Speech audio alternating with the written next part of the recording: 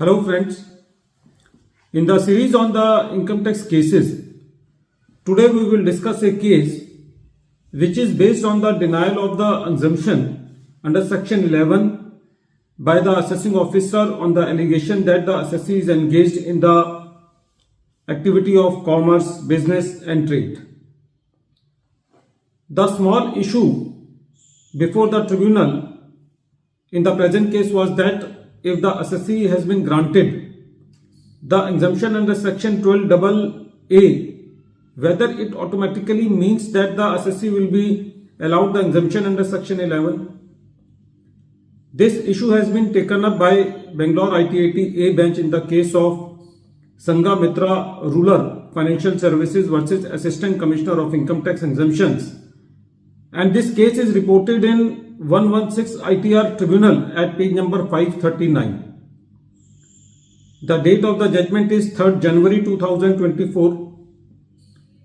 In the present case, the assessment year involved is 1617 and 1819. The facts of the case are like this. In the present case, the assessee was formed with objective of lending money through non-government organizations, self-help groups, to downtrodden individuals who have no option of availing the loans at concessional rate of interest as compared to the rates which are charged by the financial institutions and non-banking finance companies. In other words, the purpose of forming this trust was to provide the loans to the downtrodden persons at the concessional rates. But during the assessment proceedings, the learned assessing officer observed that the assessee was charging 6 to 8% above bank rate of interest. Generally, the bank rate of interest is 10 to 11.75%, and in the present case, the effective rate of interest which was charged by the assessee was 18 to 20%. And in the present case, the profits of the assessee during the two assessment years were 28.76% and 24.94%. It was also alleged by the assessing officer that in the present case the loan has not been provided at the subsidized rates. So the assessing officer denied the exemption under section 11 to the assessee on the ground that the assessee is formed not for the motive of providing the charitable activities, but it is formed with the objective of doing some business. When this matter travelled to the tribunal was with the assessing officer in the present case. The tribunal said that in the present case, the assessee is engaged in commercial activity. Assessee was earning huge surplus and hence not involved in the charitable activities and is purely hit by the proviso to section 2 clause 15. The tribunal said that in the present case it can be safely said that just merely granting the registration under section 12AA does not mean that the assessee will be automatically entitled to exemption under section 11.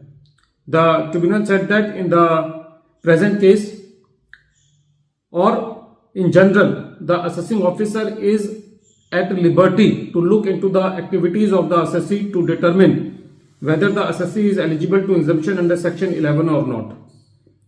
In the present case, the facts were very clear that there was no services or charity provided at free of cost. And from the facts of the case, it was very clear that the assessee was earning huge profits.